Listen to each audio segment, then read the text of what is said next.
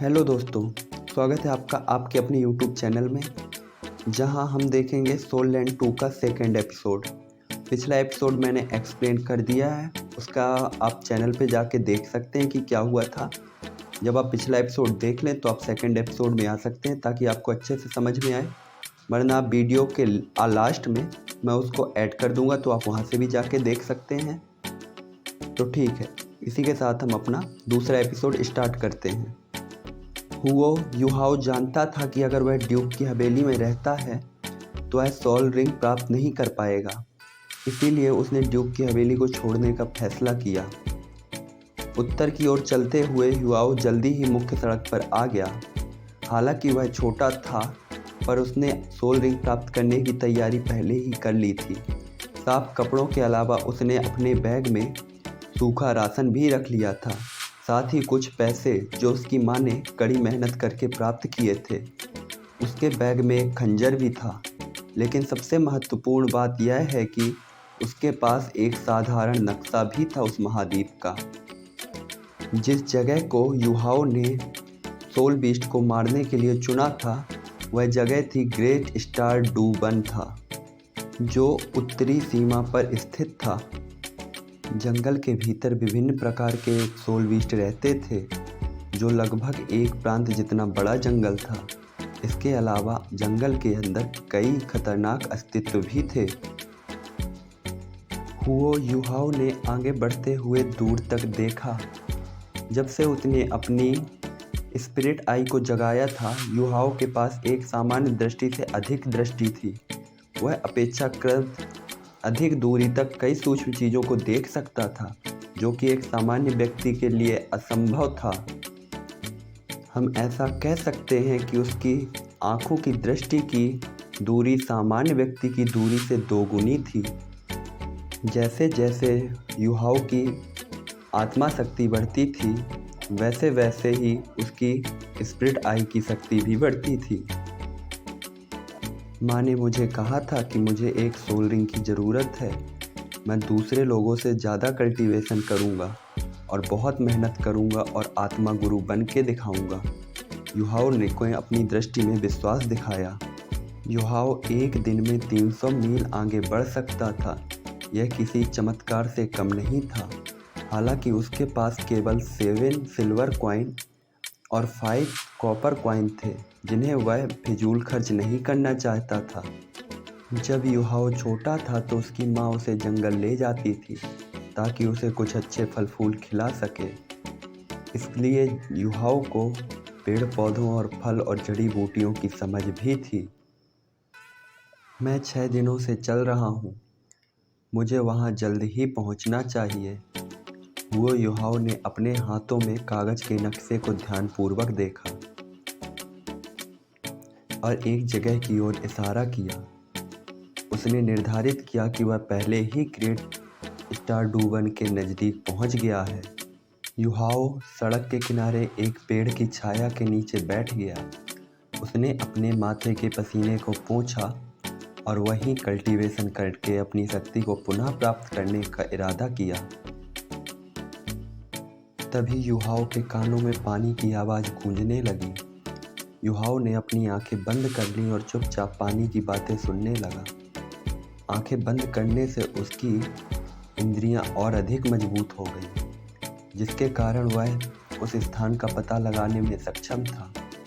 वह जंगल में पानी की आवाज़ की दिशा की ओर बढ़ने लगा, पर वह इतना सावधान इसलिए था क्योंकि उसे डर था कि उसने जो कपड़े पहने हैं वो फट ना जाएं।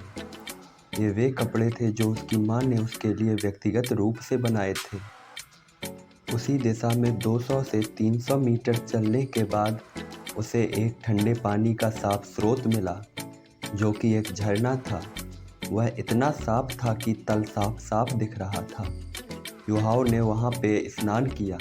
आखिरी बार वह 2 दिन पहले नहाया था, जिसके कारण उसका शरीर पसीना से तरबतर था। युहाओ ने स्नान के बाद अपने कपड़े बदले और पेड़ से एक शाखा तोड़ ली। उसने अपनी कमर पे से एक खंजर निकाला। यह खंजर बहुत कीमती था क्योंकि यह खंजर युहाओ के पिता का था, जो कि उसकी माता के पास था। यह एक तोहफा था जो उसकी माँ ने उसे मरने से पहले ही दिया था। वाइट टाइगर डैगर यह उस खंजर का नाम था जो कि उसकी माँ ने उसे बताया था। युहाओं ने उस शाखा को एक तरफ से नुकीला किया और उसे अपने साथ लेकर आगे बढ़ा। वह पुनः धारा के पास पहुंच गया और अपनी आँखों से धारा को देखने लगा। उसने अपने हाथ पे ली हुई नुकीली शाखा को पानी में पटक दिया और ऊपर उठाया। उस पे एक मछली थी। हालांकि वह उसके लिए पर्याप्त नहीं थी, पर उसके लिए उसका शिकार करना आसान था, जबकि यही अन्य लोगों के लिए मुश्किल था। आखिर युहाओं के पास स्पिरिट आई जो थी। इसके बाद उसने कुछ और शिकार किया और बोला, यह अच्छा है, मैं इसे 2 दिन तक चला सकता हूँ अगर मैं इन्हें आसानी से भून लूँ तो। युहाओं ने लकड़ियाँ इकट्ठा की और अपनी मछलियाँ भूंजने लगा। उसने 2 ही मछलियाँ भूंजी थी कि तभी एक चीख उसे सुनाई दी। उसने ध्वनि की दिशा में देखा तो वहाँ एक लड़की दिखी जो कि 15 से 16 साल की थी। उसके लंबे काले बाल थे जो उसके पीछे पोनीटेल में बंधे हुए थे। उसने हल्के नीले रंग के योद्धा के वस्त्रों के सेट को पहना हुआ था जो उसके शरीर में बहुत अच्छा लग रहा था। उसकी फिनिक्स जैसी आंखें थीं जो बड़ी और चमकीली थीं। उसके पास एक बहुत ही खूबसूरत नाक और एक आकर्षकारी आभा मंडल था और एक सुंदर और नाजुक चेहरा था जो थोड़ा खुश था क्योंकि उसने वो युहाओं की मछलियों पर अपनी निगाहें टिका दी थी। उसी के पीछे पीछे एक युवक था जो कि उसी की उम्र का था। वह व्यक्ति भुनी हुई मछलियों को नहीं देख रहा था, बल्कि वह हुओ युहाओं को देख रहा था। वह लड़की हुओ युहाओं के पास भागी और वह शायद थोड़ा भूखी थी। उसने कहा, छोटे भाई, क्या तुम इस भुनी हुई मछली को बेच रहे हो? यह बहुत अच्छी खुशबू दे रही है। आपने इसे कैसे बनाया? हुओ युहाओं का चेहरा तुरंत लाल हो गया। उसने कभी किसी इतनी सुंदर लड़की को नहीं देखा था। हालांकि ड्यूक की हवेली में कुछ सुंदर नौकरानियां थीं, फिर भी उसके सामने की लड़की की तुलना उनसे नहीं की जा सकती। हुआओ ने कहा, मैं तुम दोनों को भोजन कराऊंगा। जवाब में लड़की हंस पड़ी। छोटे भाई, तुम तो लज्जित हो गए हो, तुम तो शर्मा गए। उस लड़की ने मछली उठाई और खाना शुरू कर दिया। हुओ युहाओ उसे रोक भी नहीं सका। उसी समय लड़की के पीछे चल रहा युवक सामने आया। उसने अपने हाथ उठाए और जोड़कर अभिवादन किया युहाओं का और फिर कहा, जियो हाँ, इस छोटे भाई ने अभी तक खाना भी शुरू नहीं किया, फिर भी तुमने खाना शुरू कर दिया।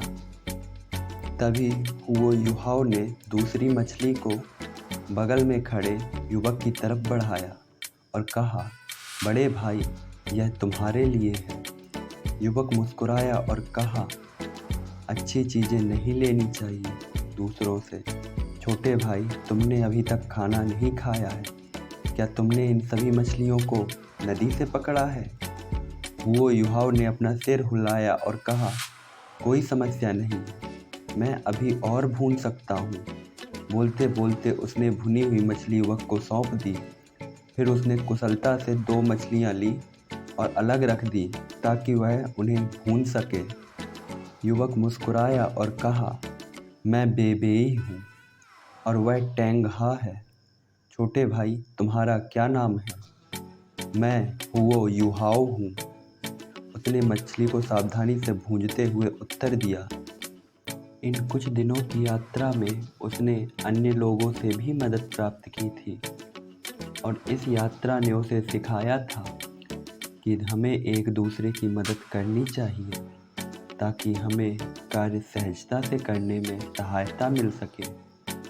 हुओ युहाओ मछलियों का दूसरा बैच भूंज रहा था और तांग या ने पहली मछली खा ली थी और दूसरी का इंतजार कर रही थी। मछली भूनते ही उसने दूसरी मछली को भी छीन लिया और खाने लगी। हुओ युहाओ ने दूसरी मछली जो बची हुई थी उस व्यक्ति के लिए बढ़ाई तो उसने मना कर दिया और कहा, पहले आपको भी खाना चाहिए। हुओ युहाओ पहले से ही भूखा था। भुनी हुई मछली का स्वाद बेहद स्वादिष्ट था। हालांकि 10 मछलियाँ इतनी बड़ी नहीं थी, फिर भी एक साथ उनका आकार काफ़ी बड़ा था। उन तीनों ने बैठ के वो 10 मछलियाँ खा ली। इसके पश्चात हुओ युहाओ ने अपने कपड़े उठाए जो कि सूख चुके थे और उन्हें बैग में रखा और ग्रेट स्टार डूबन में जाने लगा। टैंग या ने उसको जाते देखा तो कहा वह वहाँ नहीं जाना चाहता।